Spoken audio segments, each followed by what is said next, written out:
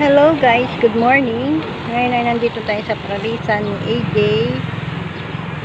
sa Mindoro. Ito daw ay sikat na parisan dito sa Mindoro. AJ Paris Mami Bagnet yan. Marami pala siyang customer ngayon. Kanina ay tila, hindi ko na nabidyoan. Ngayon lang ako nag-video. Ayan siya guys, pakita ko lang sa inyo. Ayun, puno ang lamesa. O yan. Ang daming kumakain dito sa kanyang restaurant. Restaurant eh. Ayun. Isang bakante lang na lamesa, lahat ay puno. Ayun yung kanilang crew.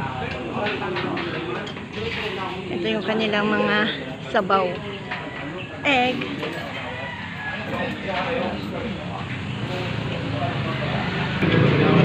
Ito pala yung kanilang gotong Batangas daw. Napakasarap yan, dinadayo yan dito ng mga taga Maynila, San Jose, Calapan, Palawan, yan.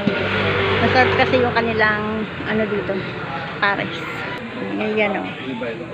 May gayat na silang yung goto. Tignan nyo yung sabaw nila guys, kulong-kulong. Ay yung mga customer nila.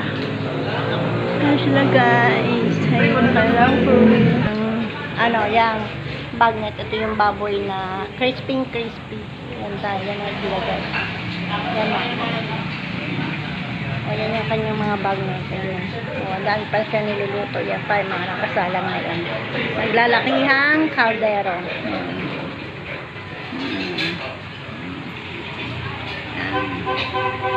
Maraming salamat pala sa sumusuporta ng aking channel at sa gagawin ko pang channel, lalo ko pang pagbubutihin ang pag-vlog.